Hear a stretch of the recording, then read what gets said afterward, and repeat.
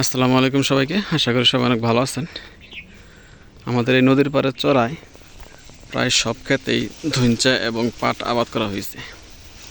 তবে আজকে আপনাদেরকে একটা ব্যতিক্রমী আবাদ দেখাবো। এই ধইঞ্চা এবং পাটের মাঝখানে অন্য একটা আবাদ করা হয়েছে।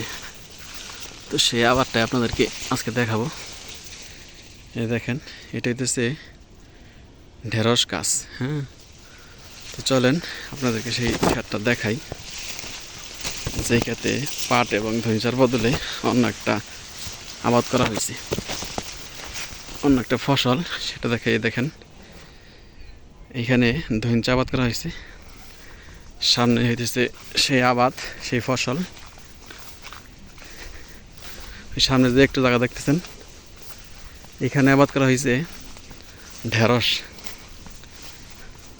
তো এই ধইঞ্চা এবং পাটের মাঝখানে এই দেখেন ঢেঁড়স ক্ষেত, ঢেঁড়সের মধ্যে ফুলও আসছে।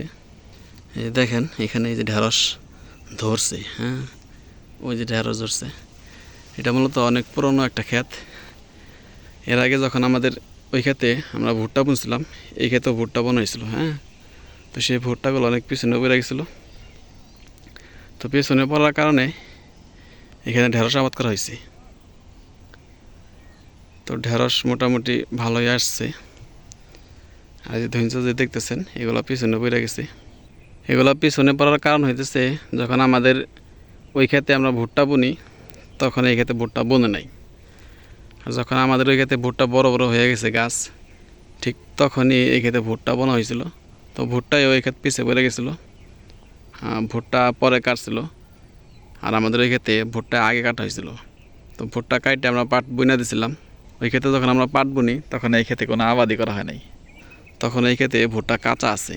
যারা আমার ভিডিও নিয়মিত দেখেন তারা জানেন যে এই ক্ষেতে ভুট্টা অনেক পিছনে পড়ে গেছিলো। তো তার কারণে মূলত এখানে ধইঞ্চা আবাদও পিছিয়ে পড়ে গেছে। প্রায় সব আবাদে পিছিয়ে পড়ে গেছে। পিছিয়ে পড়ার একটা কারণ আছে, সেটা হইতেছে এই ক্ষেতে পানি জমা আসছিল। বৃষ্টির পানি জমে 800 মান পানি এই ক্ষেতে আসছিল। তো তার জন্য মূলত পিছিয়ে পড়ে গেছে। তো দেখেন, পাট এবং ধইঞ্চা ক্ষেতের মাঝখানে এই ঢেঁড়স ক্ষেত। ঢেঁড়সের ফলন আলহামদুলিল্লাহ ভালোই হয়েছে। মোটামুটি অনেক ঢেঁড়স এই ক্ষেত থেকে বেচা হয়েছে। তো যতটুকু হয়েছে আলহামদুলিল্লাহ। এই ক্ষেতটা হইতেছে আমার এক কাকার। তো ফলন আলহামদুলিল্লাহ মোটামুটি ভালোই হয়েছে। আর আমাদের পাট ক্ষেতটা দেখেন, এই যে এটা হইতেছে আমাদের পাট ক্ষেত। পাটের সাইজও ভালো হয়েছে মাশাআল্লাহ। তো সবাই দোয়া করেন যাতে ভালোভাবে ফলন ঘরে তুলতে পারি। যেহেতু এখন নদীর পানি বাড়তেছে, বন্যা যদি হয়ে যায় তাহলে হয়তো বা আমাদের পাট খেতে উঠতে পারে। তো সবাই দোয়া করেন যাতে বন্যা হওয়ার আগেই আমরা পাট কাটা ঘরে তুলতে পারি। তো সবাইকে অসংখ্য ধন্যবাদ যারা কষ্ট করে ভিডিওটা দেখলেন। সবাই ভালো থাকবেন। আসসালামু আলাইকুম ওয়া রাহমাতুল্লাহ।